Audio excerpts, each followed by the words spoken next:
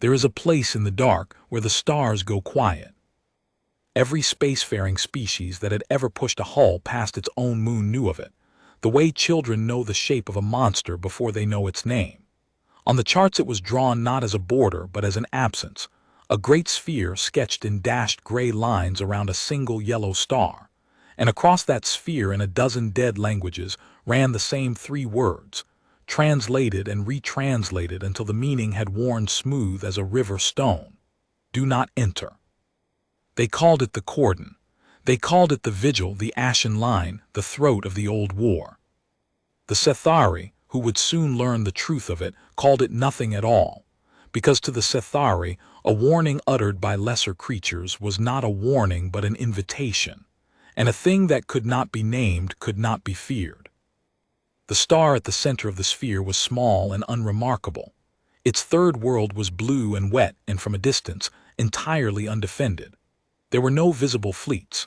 There were no orbital fortresses ringing it, no wandering dreadnoughts, no beacons broadcasting threat. There was only the world, turning slowly on its axis, wrapped in white cloud, and around it at a vast and precise remove, a ring of dark objects that did not shine and did not move and did not answer hails. The objects were the reason for the dashed gray line. No one living had watched them work. That was the trouble with the Cordon.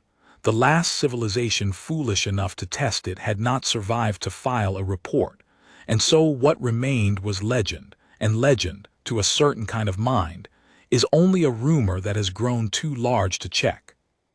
The Sethari Ascendancy possessed exactly that kind of mind. They came out of the deep in a formation 900 hulls wide, and they came singing. The Sethari always sang when they conquered. It was a habit older than their empire. A low harmonic drone pushed through the resonance plates of their warships until the whole fleet hummed as one throat, a sound engineered across 10,000 years to loosen the bowels of anything that heard it. They had sung their way across 4 spiral arms. They had sung over the glass plains of the Ilm, over the drowned reefs of the Coriad, over 100 worlds that had begged and a dozen that had fought. And always the song had ended the same way, with the Ascendancy's black and amber standard planted in someone else's soil, and the survivors bowing their heads to be counted. At the head of the formation flew the unbending word, and on the command deck of the unbending word stood Suzerain Vashk Draal, and Vashk Draal did not believe in ghosts. He was old for a warrior of his caste, his crest gone the pale gray of ash, the ridges of his throat scarred where 3 separate assassins had tried and failed to open it. He had outlived his rivals, his mates, and 2 overmarshals who had made the error of underestimating him. He had earned the ascendancy more territory than any suzerain in 6 generations, and he had done it by understanding one simple thing that his softer peers never grasped. That fear is a currency, and that the being who refuses to spend it, who hoards it, who will not be moved by the trembling of lesser voices, will in the end own everything the frightened once possessed. "Read me the legend again," Vashk said. His voice was a dry rasp, almost gentle. "The one the tribute worlds tell. I want to hear it before we make it a lie." His flag adjutant, a lean young officer named Saren Ka, inclined her long neck. She had been dreading this order for the length of the crossing. She read from the tablet in the flat cadence of a subordinate who has learned that opinions are dangerous. "They say the blue world is a grave marker, Suzerain. They say that in the age before our records, a power came out of the void to break it, a power greater than any empire then living, and that the blue world's people were nearly ended. They say the survivors did not flee and did not rebuild their cities. They say they built watchers instead and set them in the dark, and taught them a single instruction, and then the people went quiet and small and hid their strength beneath the water and the stone." Saren Ka paused. "They say the instruction was this, that the world's children may pass the line freely in both directions, but that any fleet crossing inward under arms will not be permitted to leave, not driven off, not defeated. Not permitted to leave." "And the power that came to break them?" Vashk asked. "The great enemy, what became of it?" "The legend does not say, Suzerain. only that it came, and that it is not remembered by name in any surviving tongue, and that this is held to be the most frightening detail of all. Vashk Draal made the low clicking sound that served the Sethari for laughter. Around him, the officers of the command deck stiffened with pleasure, taking the cue. "A grave marker," he said. "A world so weak it must frighten its neighbors with a bedtime story, because it cannot frighten them with a fleet. Do you know what I see when I look at that legend, Suzerain? I see a merchant who nails a fierce mask above his door and hopes no one knocks. I see a beggar in a warlord's cloak. 10,000 years of ships have swung wide around this little star, and not one of them has ever seen the Watchers do a single thing, because the Watchers do nothing, because there is nothing there but rock and superstition and a frightened wet people who long ago forgot how to fight." He turned from the great forward window, where the blue world hung like a bead of water on black cloth. "We will pass the line under arms. We will land. We will count them and tax them and take their young for the levy, and when we will leave through the front of their legend and out the back, and every tribute world in 4 arms will hear that the Cordon of the Blue Star is a lie an old suzerain proved with his own hull. Fear, Suzerain, is a currency, and I mean to spend theirs to the last coin." Suzerain said nothing. She was watching the forward display, where the ring of dark objects had begun, very slowly, to grow. They were larger than the charts had suggested. That was the first wrong thing. The charts, compiled over centuries from the cowardly long-range scans of ships that never dared approach, had listed the Watchers as monuments perhaps 2 kilometers on their longest axis, inert, cold, most likely hollow.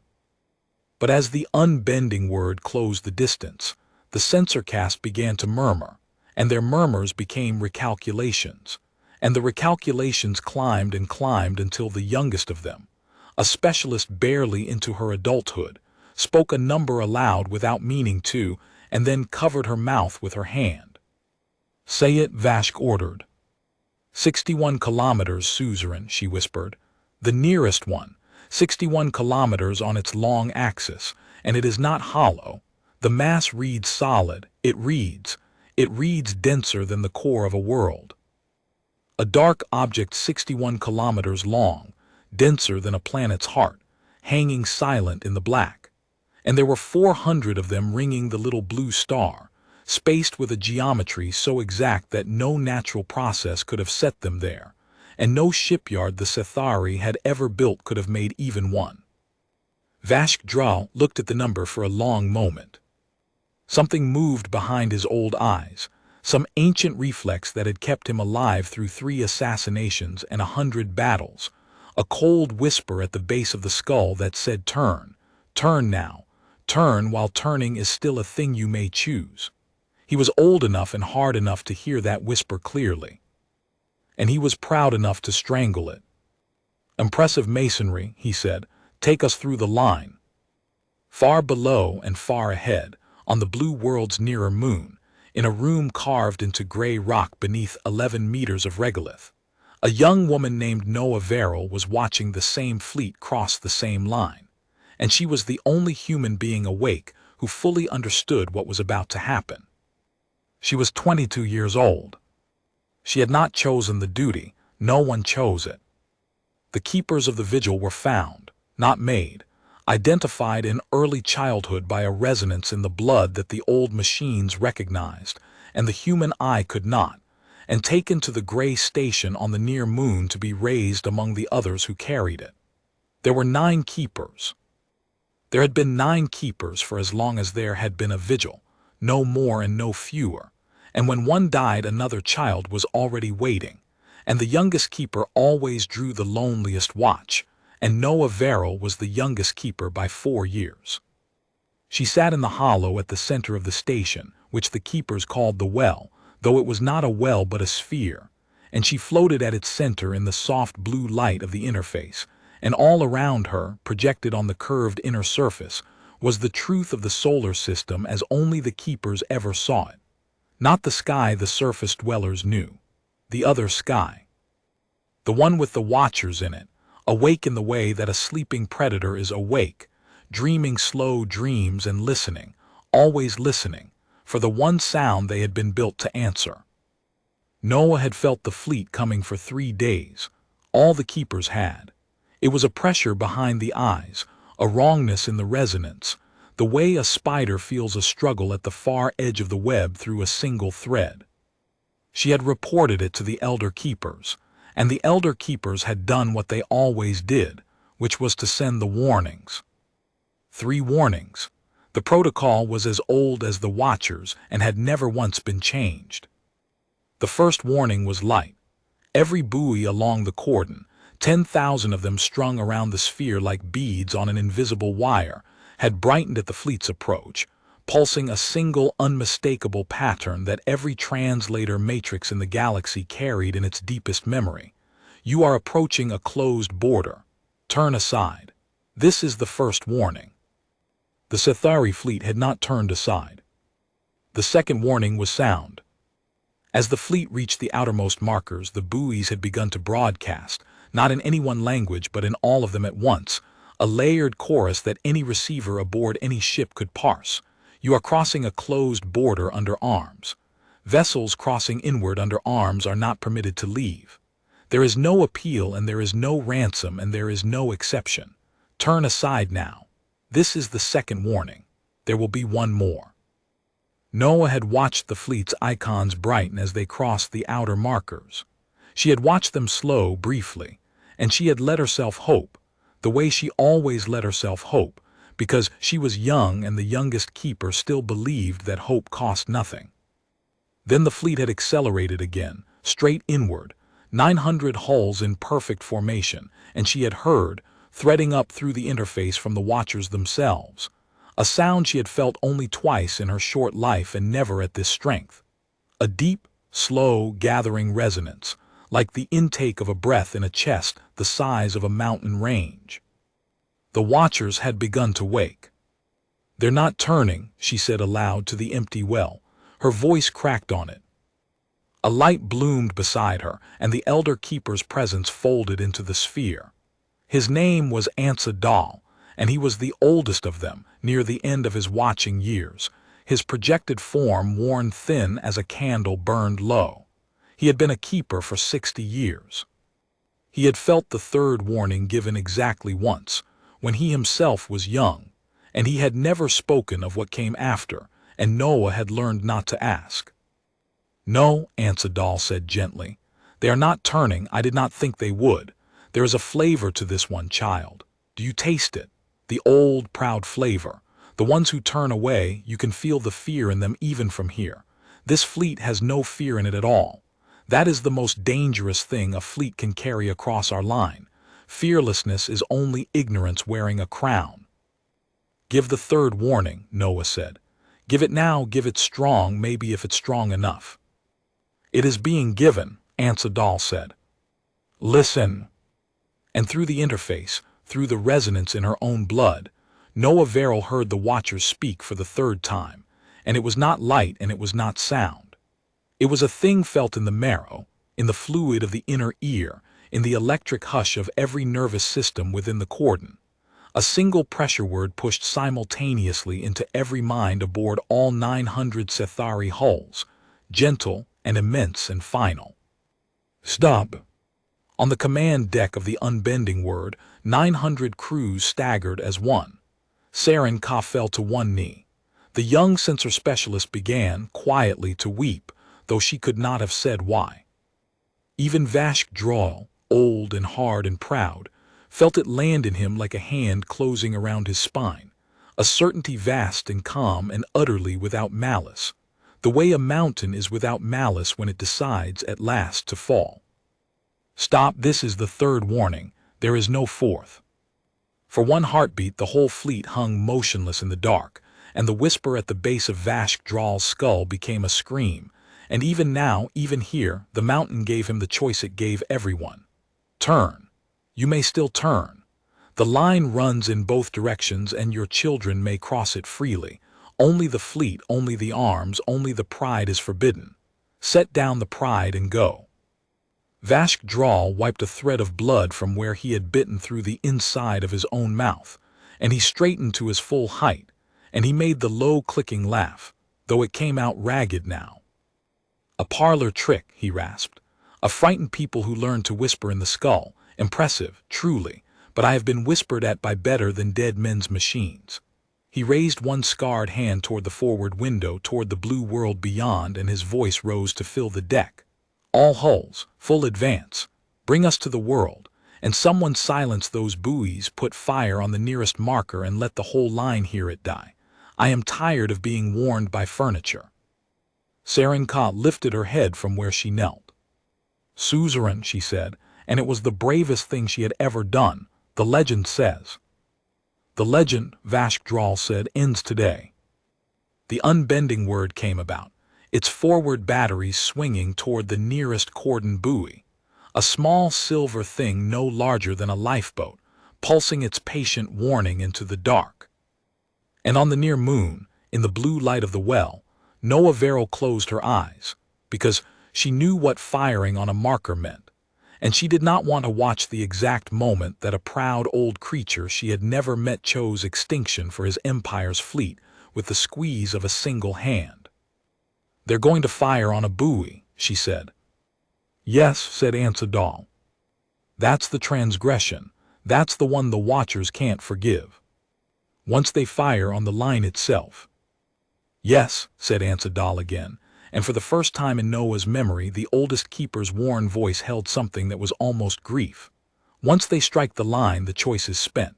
Not ours, not theirs. Watch now, child, and remember it truly, because you are the youngest, and one day you will be the only one left who saw this, and the surface world must never be allowed to forget why the Cordon holds." He drew what passed in his thin projected form for a breath. "They have crossed. They have been warned 3 times, and they have raised their hand against the Vigil itself. Minutes from now, the thing they built their empire on will begin to disappear. Watch." The forward batteries of the unbending word glowed white. And 61 kilometers of silent dark, denser than the heart of a world, opened one eye. The buoy died in a flash of vapor and light, a small silver thing unmade by a warship's full battery, and for the length of a single breath nothing at all happened, and Vashk Draal allowed himself the beginning of a smile. Then the nearest watcher moved. It did not move the way a ship moves. Ships accelerate, they lean into their drives, they announce themselves with plumes of exhaust and the flare of maneuvering jets. The watcher did none of this. 61 kilometers of impossible dark simply changed its position, from one instant to the next, closing a quarter of the distance to the Sethari van without ever appearing to traverse the space between, the way a shadow crosses a wall when the lamp behind it is moved. There was no drive flare. There was no wake. There was only the fact of it, first there, then here, and the profound and animal wrongness of a mountain that had learned to blink from place to place. On the command deck of the unbending word, the sensor cast stopped murmuring. The specialist who had wept was very still now, her hands pressed flat against her console as though she could hold the reading down by force. The number that had frightened her had a companion now, and the companion was worse.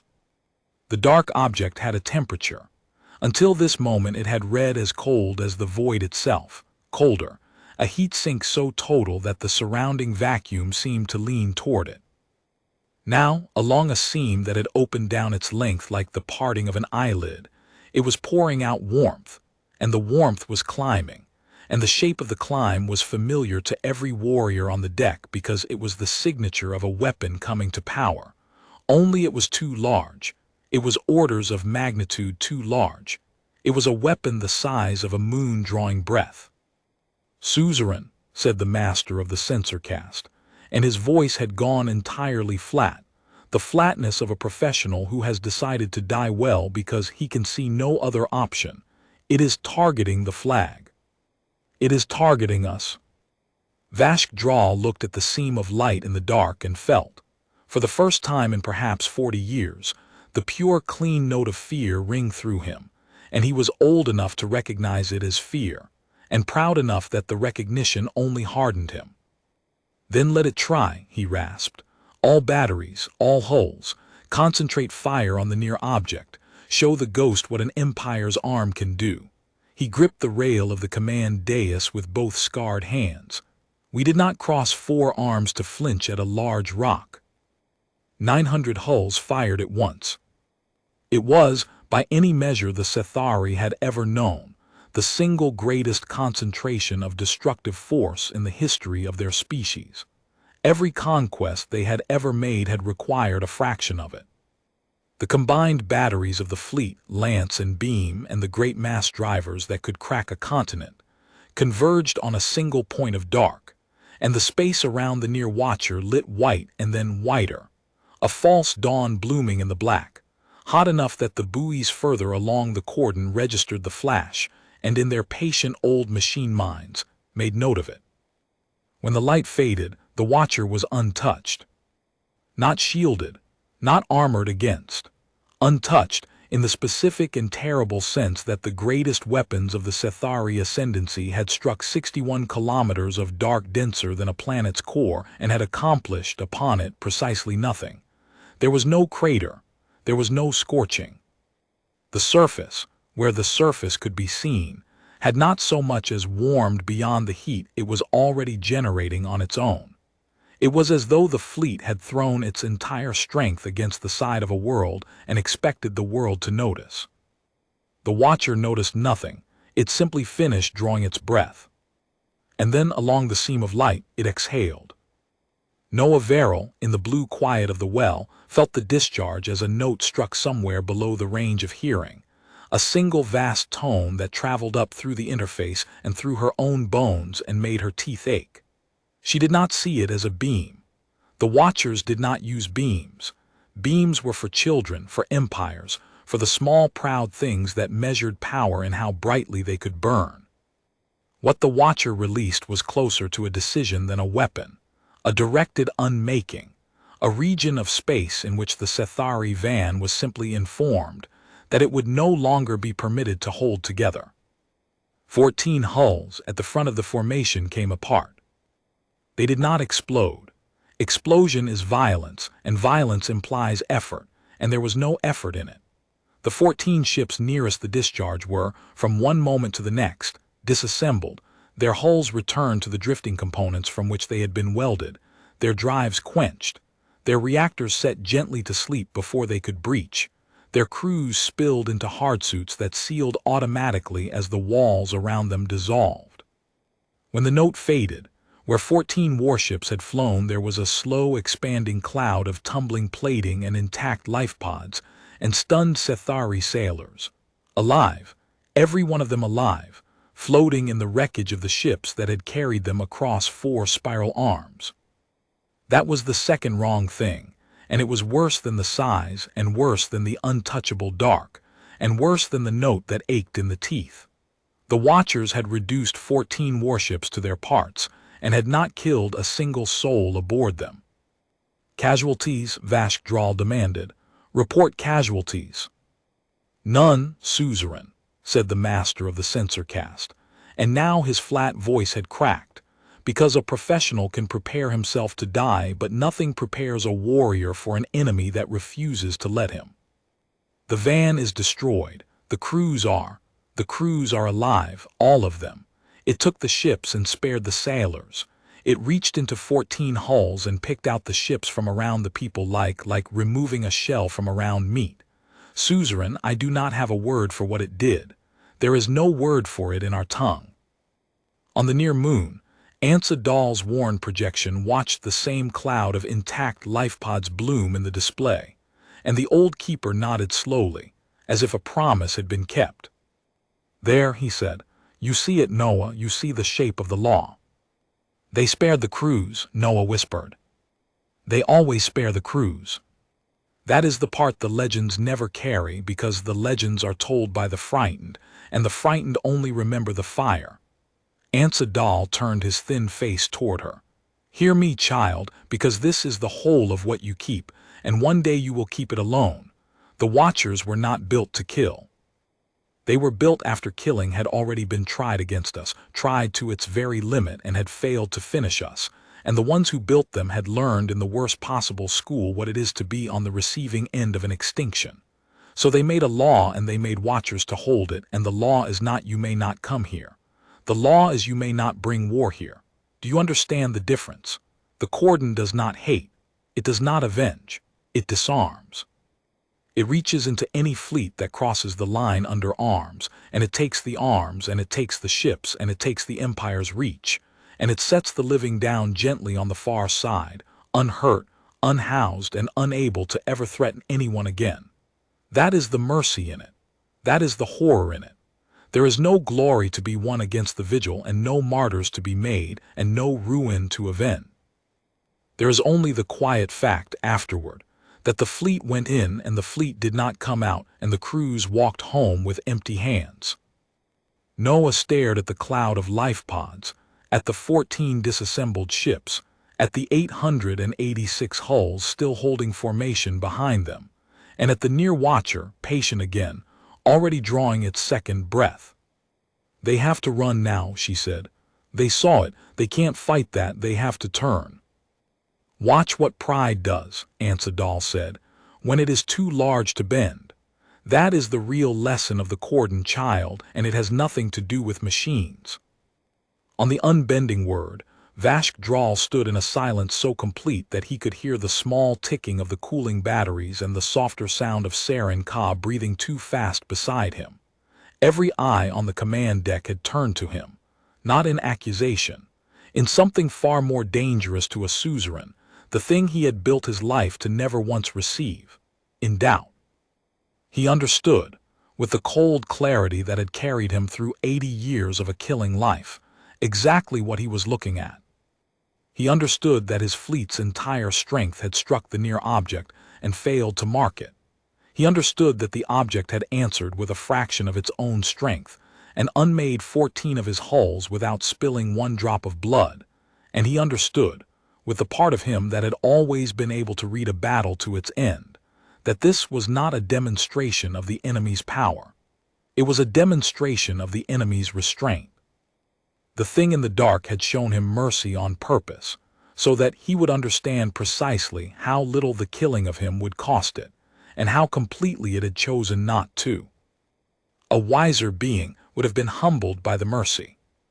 Vashk Draal had spent his whole life teaching lesser creatures that mercy was weakness, and he had believed the lesson so long that he could no longer unbelieve it, not even with the truth burning 61 kilometers wide in his forward window. To turn now, in front of 886 crews, was to concede that the beggar's mask had teeth, that the legend was true, that a frightened wet people on a blue world had built something the Ascendancy could not break, and to carry that concession home was, for a suzerain of the Sethari, a death worse than any the dark could offer. His rivals would smell the retreat on him. His caste would open his scarred throat before he reached the capital. He had, he understood, no way home that did not run straight through the thing in front of him. And so, being who he was, he did the only thing his pride had left him. He decided to win. It spares crews, he said slowly, and the cold cunning came back into his voice, and the officers around him leaned toward it, desperate for a plan, for a reason, for a suzerain who was not simply going to feed them all to the dark. It spares crews. It disassembles ships, and it will not kill the sailors. Do you understand what that means, Suzerain?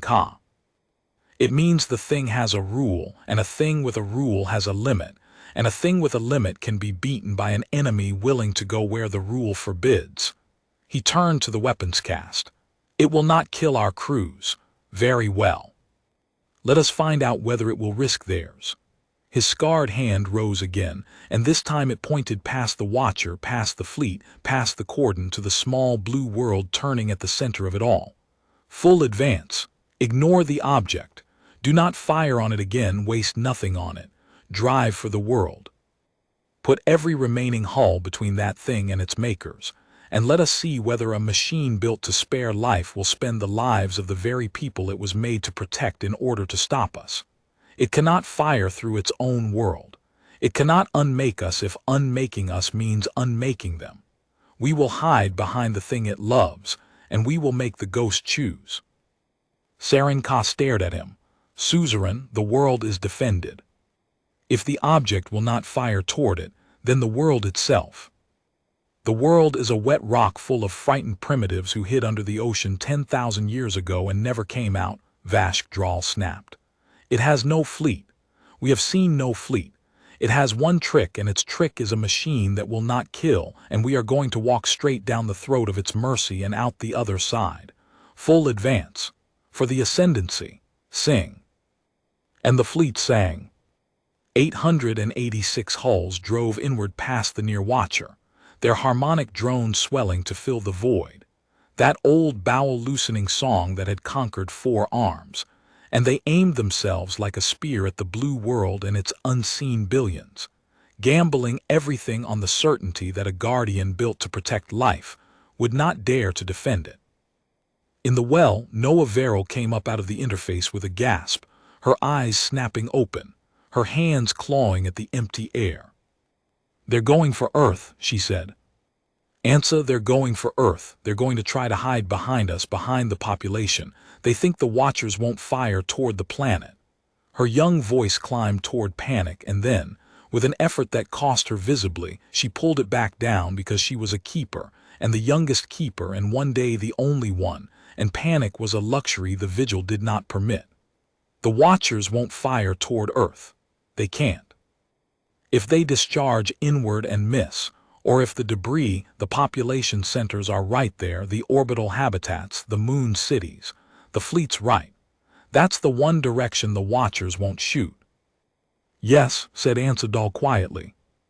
"So it's up to us," Noa said, "isn't it? That's what the keepers are for. That's why there are 9 of us and not none. When the fleet does the one thing the Watchers can't answer, the Watchers hand the choice to a human being." She looked at the oldest keeper, and her face had gone pale in the blue light, and very young and very afraid, and underneath the fear was something the elder keepers had seen in her since she was a child and had quietly built the whole of the next century upon, a spine that did not bend. "What do I do, Ansa? Tell me what the keeper does when the fleet hides behind the people." The oldest keeper was quiet for a long moment. In the display, 886 hulls drove inward, singing, toward a blue world that did not know yet how close the dark had come. "There is a thing the Watchers can do," Ansa said at last, "that they will not do without a living hand to bid them. It is the last instruction, and it is the reason the Vigil keeps human keepers and not merely machines. But it is not a thing I can order for you, child, and it is not a thing the elders can vote upon because the watch is yours tonight. You are the keeper on the well. The fleet crossed on your watch. By the oldest law of the Vigil, the last instruction is yours to give or to withhold, and no one, not I, not the surface, not the dead who built all this, may give it in your place." "What is it?" Noa whispered. "What's the last instruction?" Ansa told her.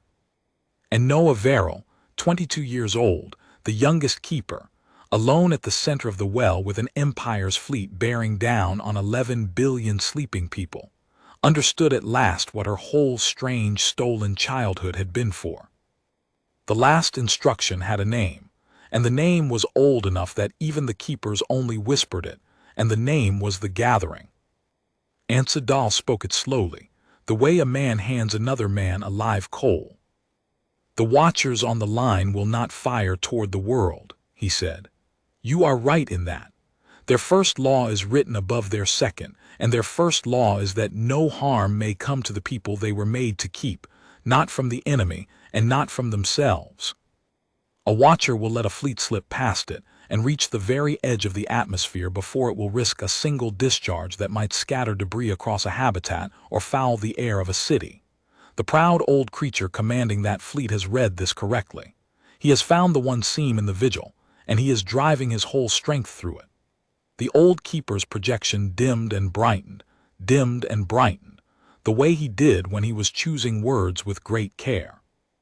"But the Watchers on the line are not all the Watchers there are, Noa. They are the wall. They are not the hand." "The Gathering," Noa said. "When a keeper gives the last instruction, the Watchers do not fire. They move."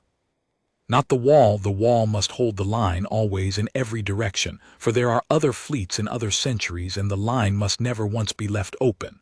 But behind the wall in the deep there are the others, the ones that do not ring the cordon, the ones that lie at the heart of the system, closer than any chart has ever placed them, sleeping in the dark between the world and its star, waiting for exactly this. When you give the instruction, they gather, they rise. And they do not unmake the fleet from a distance, because the fleet has put the world at its back, and distance is precisely what it has stolen. They come in among the hulls, close enough to reach into each one by hand, close enough that no discharge is needed at all, and they take the fleet apart from the inside, ship by ship, the way you would take a splinter from a child's palm, slowly and with great care, and without ever once letting the wound bleed. Without killing anyone, Noa said. That is the whole art of it, Ansa Draal said. That is why it needs a human hand. A machine can hold a wall. A machine can unmake a ship at a safe distance. But to come in close among a hostile fleet, hull to hull, and disassemble 886 warships one at a time while sparing every soul aboard every one of them, in the near space above 11 billion sleeping people, with no room for error and no margin for mercy to fail, that is not a calculation, child. That is a judgment. And judgment, in the end, the old ones would not trust to anything that could not be held responsible for it. So they built the watchers to do the deed, and they raised keepers to bear the weight of it, and they made a law that says the deed cannot be done unless a living keeper, on watch, looks at the whole of it, the transgression and the reckoning and the 11 billion below and the 800,000 aboard the fleet, and says, with her own voice, knowing what she spends and what she saves, yes, do this, on me. Noa Verel floated at the center of the well, and the blue light moved on her young face, and for a long moment she said nothing at all. She thought about the 886 ships. She thought about the sailors on them who were not, she knew, the ones who had chosen this. Sailors did not choose the wars their suzerains sang them into. Somewhere on those hulls, there were young people her own age who had been swept up in a levy, who had never wanted 4 arms of conquest, who were at this moment more frightened than she was because they had felt the third warning land in their skulls, and they had watched 14 ships come apart and they were being driven, singing, toward a world they had been told was defenseless, and were beginning to suspect was not. She thought about how easy it would be, and how forgivable, to simply let the watchers do what watchers do at a distance, to let the wall fire, to end it fast, to spend the fleet's lives and be done. No one would ever blame her. The legends would only grow. And she thought about what Ansa Draal had said that first hour when the pressure first came behind her eyes. The cordon does not hate, it does not avenge. It disarms. If I give the last instruction, she said slowly, the gathering comes in close, ship by ship, and it spares the crews, all of them, the whole fleet, the suzerain too. If it is done rightly, Ansa Draal said. If the keeper's judgment holds, the margin is very thin, Noa. Enclose among that many hulls with the world so near, a keeper who flinches, who orders it done too fast, who lets fear or anger into the giving of it, can lose ships, can lose crews. The gathering is only as merciful as the hand that calls it. That is the danger the elders will not speak of to the young. It is why the youngest keeper draws the loneliest watch and prays her whole childhood that the loneliest watch stays empty. Yours did not stay empty, child. I am sorry. Of all of us, it fell to you. Below them in the display, the fleet crossed the last third of the distance to the world, 886 hulls. The near watcher on the line had not moved to follow. The wall held the wall, exactly as the old keeper had said, its single eye still open, still patient, refusing to fire inward toward the habitats and the moon cities and the blue curve of Earth. The suzerain's gamble was working.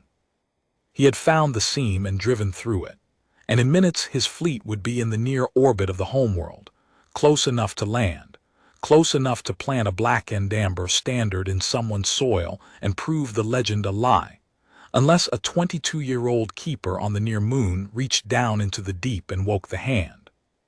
Noa closed her eyes. "Tell me the words," she said. There were words. Of course there were words. The old ones had understood that a judgment this heavy should not be given with the ease of a thought, that it should cost the keeper the effort of her own voice, that she should have to say each part of it aloud and mean it. Ansa Draal spoke them, and Noa repeated them after him, one clause at a time, in the old tongue of the first keepers, which she had learned as a child without knowing why, the way she had learned everything, on faith that one day it would matter. She named the transgression. She said in the old tongue that a fleet had crossed the line under arms, that it had been warned 3 times, that it had raised its hand against the Vigil itself, and that it now drove upon the world it had been forbidden to threaten.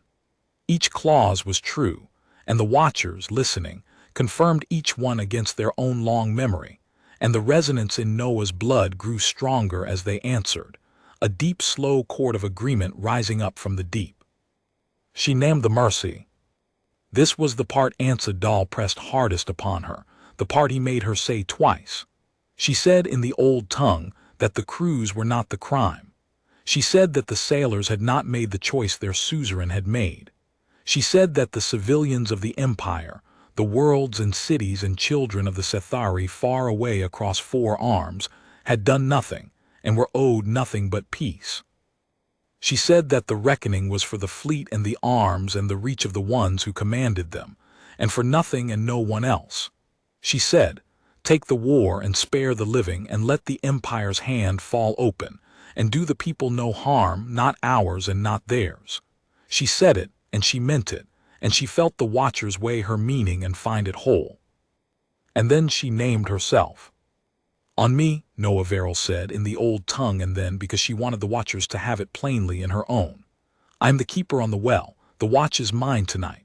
The fleet crossed on my watch, and the choice is mine to give, and I give it. Gather, rise, go in among them close and take the war out of their hands and set the living down unharmed. Do this thing, and whatever comes of it, whatever is spent and whatever is spared, let it be on me." Her voice did not break. She had thought it would break, and it did not, and later she would understand that this was the moment she stopped being a child. This is the last instruction. Begin. For a moment, nothing. Then, in the deep between the world and its star, where no chart had ever placed a watcher because no ship had ever survived close enough to look, the dark began to move. They rose from the places the old ones had hidden them 10,000 years before, in the shadow of the world, in the trailing dust of the moon, in the deep gravity wells where the light of the star never reached. They had waited longer than the Sethari Ascendancy had existed. They had waited longer than the Sethari had been a people. And when Noa Verel gave the last instruction, they woke all at once, not with alarm, but with the slow certainty of a thing that has been asked, at last, to do the one work it was made for. There were not 400 of them, there were thousands. The watchers on the line, the ones the charts had counted, the wall, they were the small ones. Noa had known this in the abstract, the way a keeper knows the shape of the whole vigil. But she had never felt the deep ones wake, and none of the living keepers had, not even Ansa Draal, and as they rose the resonance in her blood swelled to something she had no name for, a chord so vast and so low that it was less a sound than a change in the nature of the space around her. And she understood in her marrow why every spacefaring species for 10,000 years had drawn a dashed gray line around one small yellow star and written above it, in a dozen dead tongues, the same 3 words. Do not enter. Not because the people of the blue world were cruel. Because they were not, and had built the whole of their strength around the refusal to be, and had made something so far beyond the reckoning of empires that its restraint was more terrible than any empire's rage, and had then, most terrible of all, entrusted the whole of that strength to the judgment of a single young keeper, and trusted her to be merciful and been right. On the command deck of the unbending word, the master of the censer cast looked at his instruments, and made a sound that no one on that deck had ever heard a Sethari make, and could not speak. "Report," Vashk Draal said. The censer master could not report. His hands had gone still on the console. In the forward window, between the fleet and the blue world it had thought was defenseless, the dark was standing up. "Suzerain," Saren Ka whispered, staring past him at the window. "The world, look at the space around the world. It's suzerain, it's not empty, it was never empty. We drove into the one place we should never have gone. We put the whole fleet in the one place the wall wouldn't fire, and the wall was never the danger. The wall was only ever the door." Her long neck bent. "And we have walked all the way through it." The dark between the ships and the world rose and rose and rose. Thousands of shapes darker than the void. Close now. Closer than any weapon needed to be. And the fleet's song faltered hull by hull as, one by one, the crews of the Sethari Ascendancy fell silent and understood, at last and altogether, that the legend had told them the truth in every particular, and that they had crossed a line no fleet crosses twice. And that minutes from now the empire they had brought with them across 4 spiral arms was going to disappear, ship by ship, hand by patient hand, and that not one of them was going to die.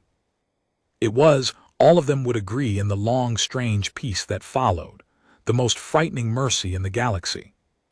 And at the center of it, 22 years old, alone in the blue light of the well, Noa Verel opened her eyes to watch the reckoning she had called, and to make certain, with her own judgment and her own held breath, that it spared every living soul it touched. Aboard the Sethari hulls, in the last moments before the reckoning reached them, the crews watched the dark stand up, and the watching changed them. There is a particular kind of awe that only comes to the proud, and it comes exactly once, and it is the awe of understanding, all at the same instant, both how large the thing before you is and how small you have always been. The sailors of the Ascendancy had crossed 4 spiral arms in the certainty that they were the largest thing in the sky. They had sung over 100 conquered worlds, and now, driving inward toward a blue world they had been promised was defenseless, they saw the space between themselves and their prize fill with shapes that did not shine and did not hurry, thousands of them, rising out of the deep where no chart had ever placed them, each one larger than the flagship, each one darker than the void, and the song died in their throats not by any order but because there is no song for this. On a troop transport near the fleet's heart, a young Sethari conscript named Vel swept up in a levy she had not chosen, no older than the keeper who at that moment held her life in the balance, pressed her hand to the viewport and watched the dark come up, and felt the fear in her change into something stranger and quieter. She had been afraid of dying. Every soul aboard had been afraid of dying, since the third warning fell in their skulls. But as the deep watchers rose, unhurried, close enough now to reach out and touch, she understood, the way an animal understands weather, that they had not come to kill. Nothing that meant to kill her would move so gently. Nothing that hated moved like that.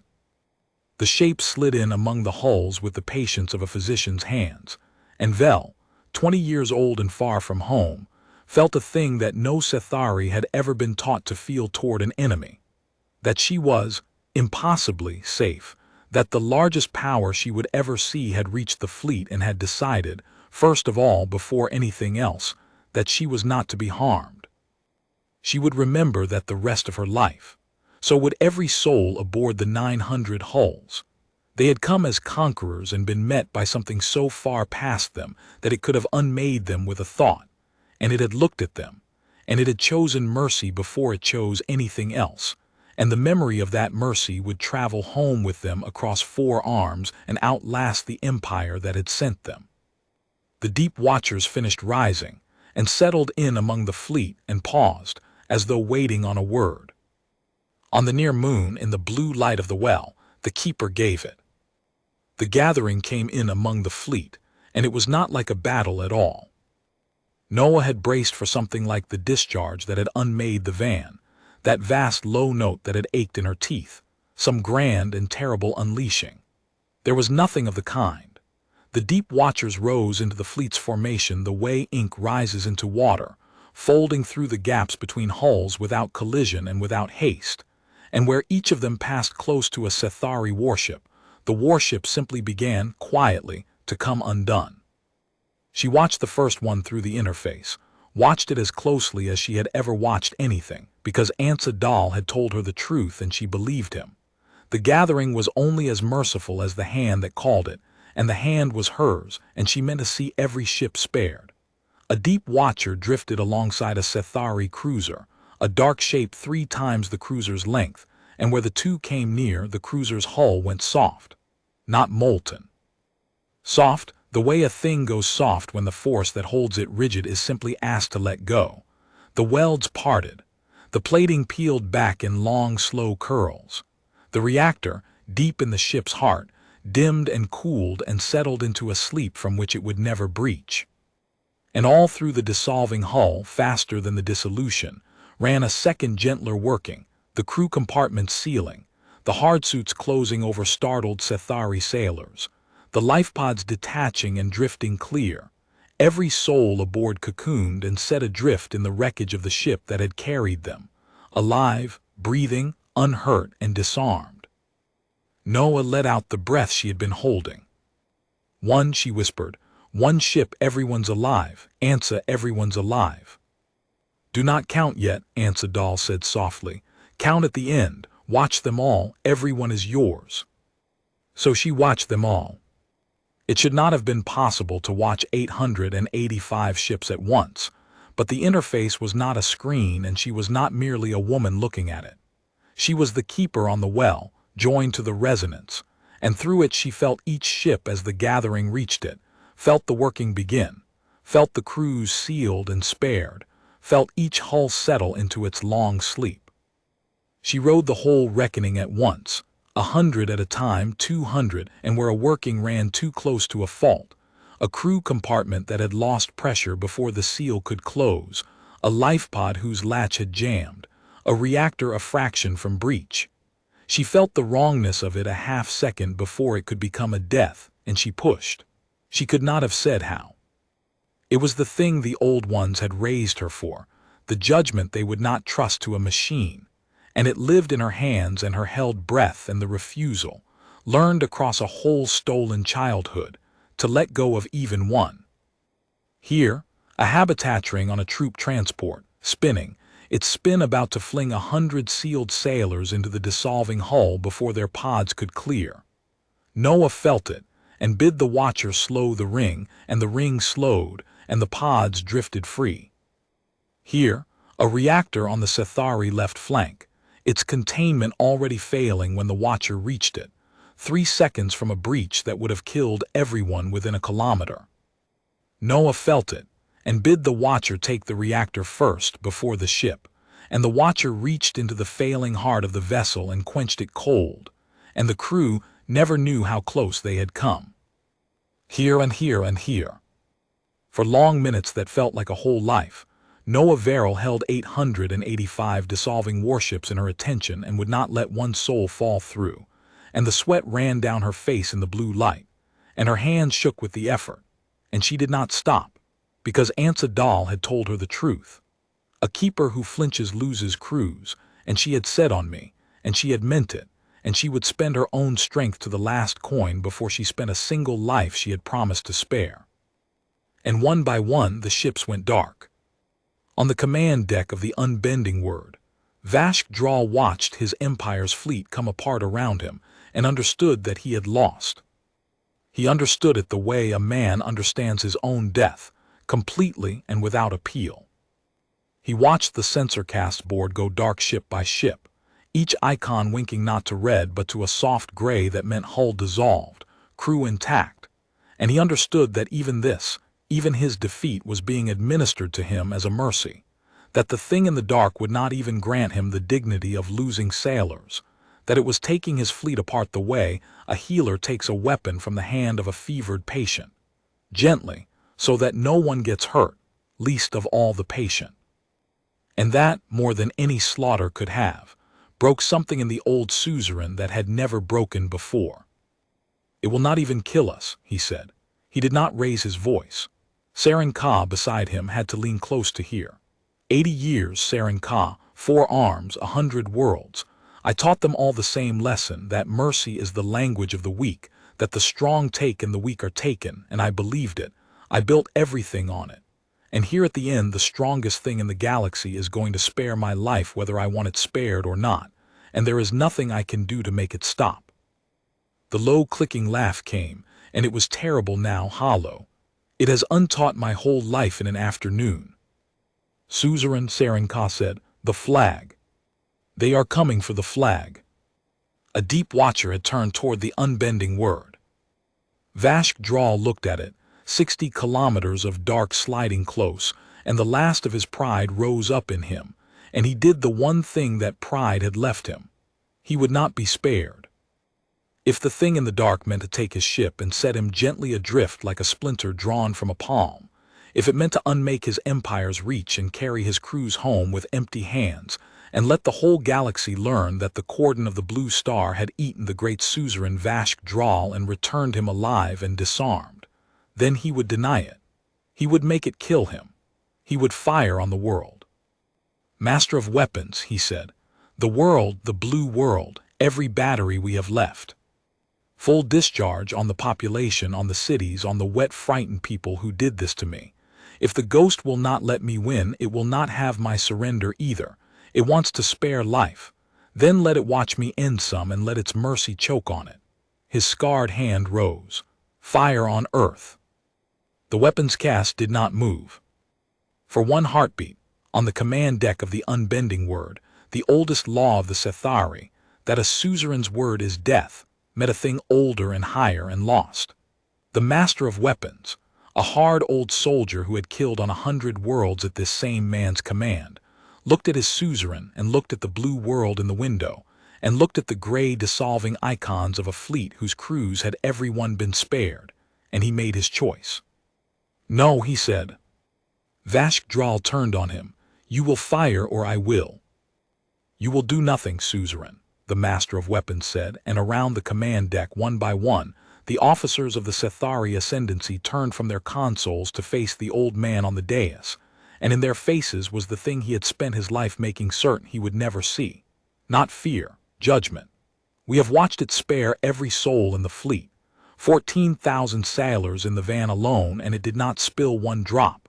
It is disarming us, suzerain, only disarming us. And you would answer that by murdering 11 billion who never lifted a hand against us, to spite a mercy you cannot beat. The master of weapons stepped back from his station. "I have followed you across 4 arms. I will not follow you into that. None of us will. Suzerain take his authority, it is done."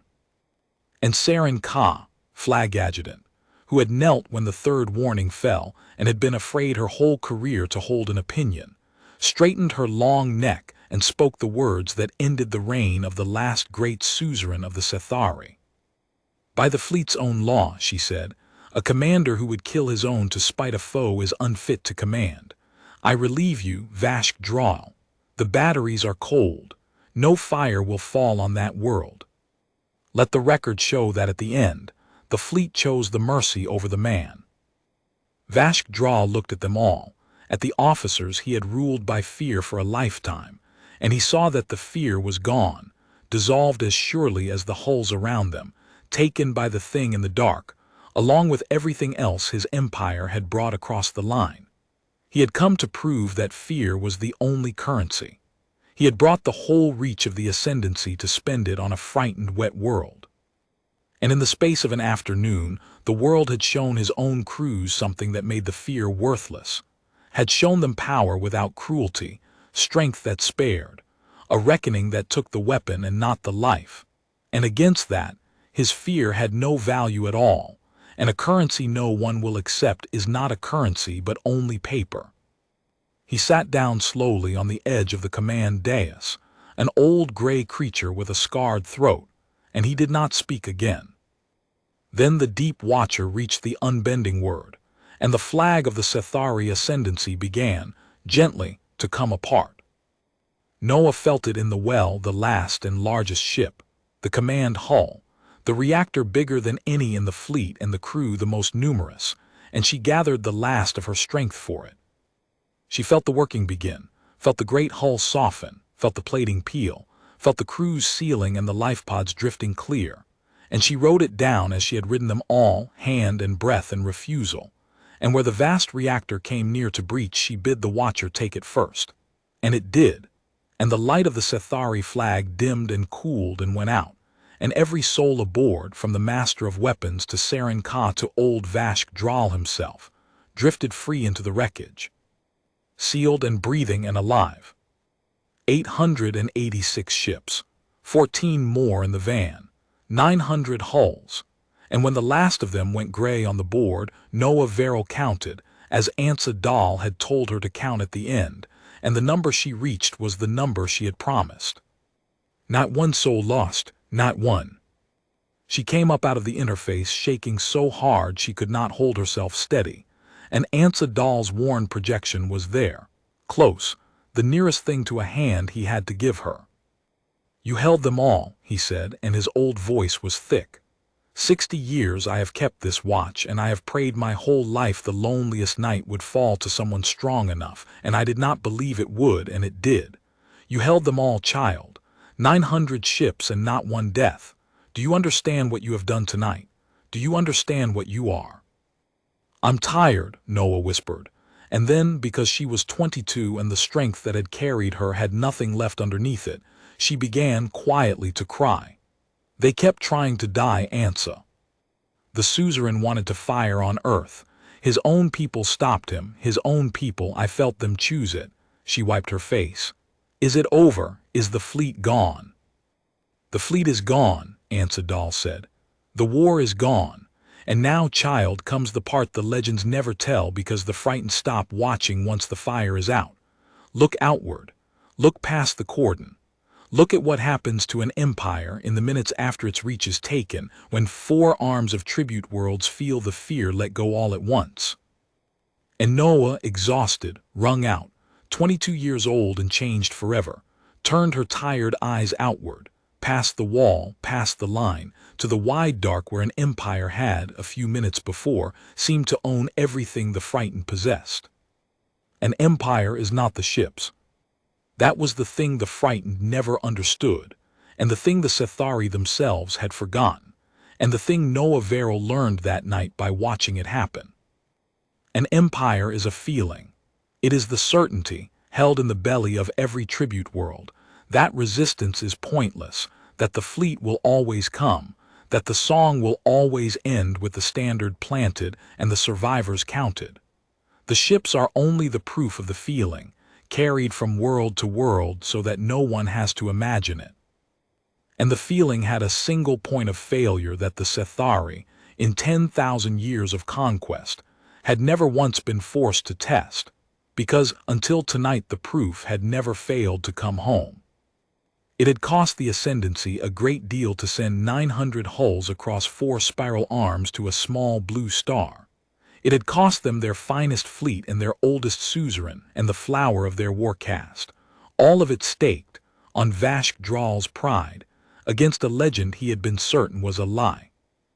And when that stake did not come home, when the fleet that crossed the Cordon simply, in the language of the tribute world's own terror, disappeared, the feeling that was the true body of the empire began, across 4 arms at once, to come apart exactly as the ships had, and just as quietly and just as fast. Noa watched it through the interface, in the strange abstract way the Vigil let a keeper see the wider dark.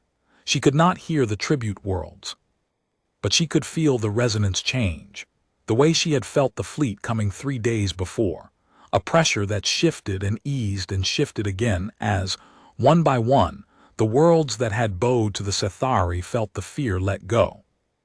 It began on the nearest tribute worlds, the ones close enough to have watched the great fleet pass on its way to the blue star, close enough to have counted the 900 hulls and understood what they were for. Those worlds had been waiting, in the held breath way of the conquered, for the fleet to return in triumph and remind them why they knelt. The fleet did not return. Days passed, and then more days, and no black and amber hulls came back out of the deep, and no song, and no standard, and no survivors to be counted. And slowly, in the councils and the market squares and the deep places where the conquered keep their oldest hopes, A question began to be asked that had not been safe to ask in 10,000 years. What if it is not coming back? The Ascendancy tried to smother the question. Of course it did. The provincial governors, the second-rank over-marshals, the whole apparatus of a conquest that had ruled 4 arms, they understood, with the animal instinct of the powerful, that the fear was their whole strength, and that a fear once doubted is a fear already dying. They sent what ships they had to the nearer worlds to remind them of the standard. But the ships they had left were the dregs, the garrison hulls, the tax collectors, and every world they visited did the same arithmetic the tribute worlds had learned from the Sethari themselves. It counted. It counted the garrison hulls, and it counted the 900 that had gone to the Blue Star and never returned, and it understood that the great fleet, the real fleet, the proof of the feeling, was gone and was not coming back, and that what stood over them now was not an empire but only the memory of one, wearing an empire's cloak. And the conquered are patient, and the conquered can count, and one by one, without a single shot fired by the blue world, the tribute worlds of the Sethari Ascendancy stopped being afraid. It did not become a war. That was the thing Noa would remember, and the thing HFY Draal made certain she understood, because it was the whole meaning of the Vigil and the whole reason the Watchers spared. There was no slaughter of the Sethari. The Empire's reach broke, but the Sethari people did not. On world after world, the garrisons simply found themselves outnumbered and unfeared, and being soldiers and not fanatics, most of them chose the same thing the Master of Weapons had chosen on the unbending word. They set down the standard, because a standard no one fears is only cloth, and there is no glory in dying to hold up cloth. The governors negotiated. The tribute stopped flowing inward and the levies stopped flowing out, and the conquered worlds took back their own governance, world by world, and here and there a garrison that would not stand down was surrounded and disarmed and sent home, and the Sethari who had been born on the tribute worlds, the clerks and the traders and the children of the occupation, mostly stayed where they were because it was home, and were mostly let alone because the conquered, having learned from the blue world's example without ever knowing its name, found they had no appetite to become what they had escaped. Within a year, the Sethari Ascendancy, 4 arms, 100 worlds, 10,000 years had ceased to exist as an empire, not because it was destroyed, because it was disarmed. Its reach was taken, and its fear was spent, and its people were left, unharmed and unfeared, to be only a people again, on the handful of worlds that had been theirs before the conquest began, which was a punishment and a mercy at once, and the mercy in it had been chosen deliberately by the makers of the Vigil 10,000 years dead, and confirmed on one lonely night by a keeper who was 22. Minutes. HFY Draal had said minutes, and the surface world's crude reckoning of it would say a year, but Noa understood now what the old keeper had meant. In the deep time of empires, in the resonance where the Vigil lived, the reckoning had been instantaneous. The moment the fleet failed to come home, the empire was already gone.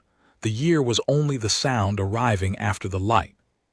The Sethari had crossed the line and been warned 3 times, and struck the Vigil, and driven upon the world, and minutes later, in the only measure that mattered, their empire had disappeared, taken not by fire and not by slaughter, but by the simple, patient, terrible removal of the one thing an empire cannot survive the loss of, the certainty that it will always win.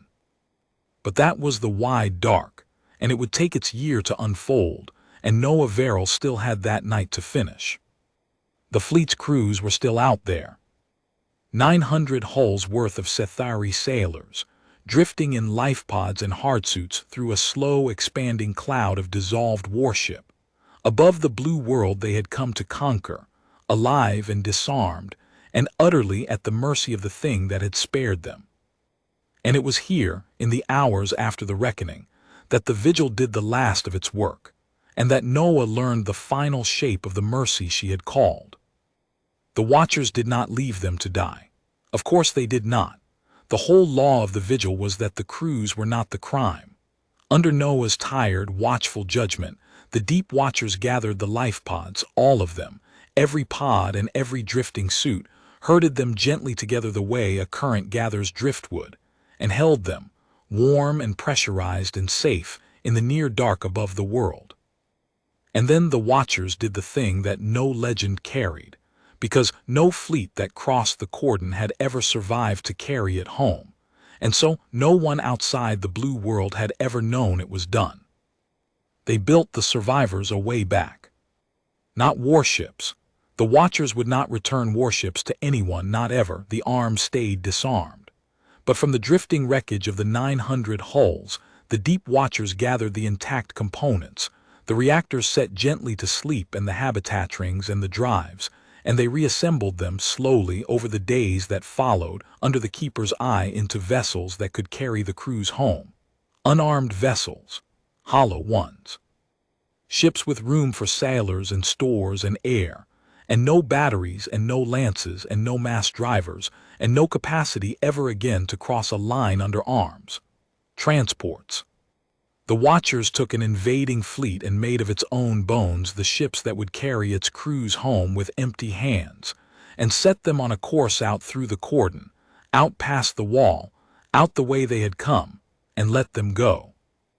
That was the mercy the frightened never saw, and the horror the proud could never forgive. The Sethari sailors would go home, every one of them.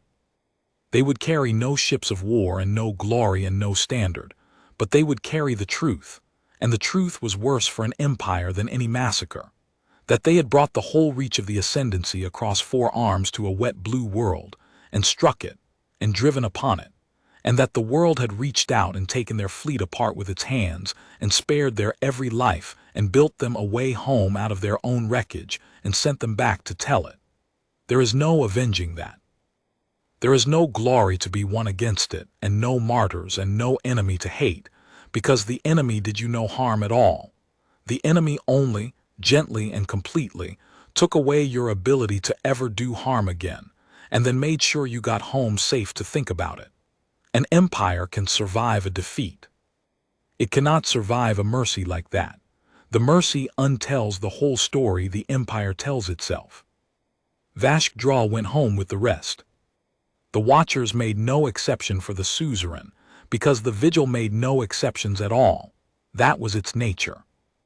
The old gray creature who had crossed 4 arms teaching the galaxy that mercy was weakness rode home, in an unarmed transport built from the bones of his own flag, spared by the very thing he had ordered his crews to spite. And by the time he reached what was left of the Sethari homeworld, the empire he had ruled was already dissolving around him, and there was no throne left to return to, and no fear left to spend, and his own master of weapons and his own flag adjutant testified, without malice and without heat, to exactly what he had done at the end, that he had ordered fire on 11 billion innocents to spite a mercy he could not beat, and that the fleet had relieved him for it. He was not executed. The Sethari, learning at last the lesson the blue world had built its whole strength to teach, had lost their taste for it. He was simply set down, an old creature stripped of his reach, to live out his years among a people who no longer feared him and no longer needed to, which was, of all the fates the galaxy might have given him, the one his pride could least survive. He had wanted to be feared or to be a martyr. He was neither. He was only, at the end, an old man who had been wrong and had been spared, and had to live with both. In the well, when it was done, when the last transport had been set on its course, and the last life pod gathered and the last soul accounted for, Noa Verel finally let herself go slack in the blue light. "Is it finished?" she said. It was not really a question. "It is finished," Ascendancy said. "The fleet is gone, the war is gone, the crews are going home, and in the wide dark the fear is letting go of 4 arms at once, and an empire is disappearing, not into a grave but into the ordinary, back into being only a people, on only their own worlds, no more able to threaten anyone than you or I." The old keeper's worn projection turned toward her, and there was something in it she had never seen in 60 years' worth of the elder's calm reverence. "You gave the last instruction, child. On your watch, on your voice, on you.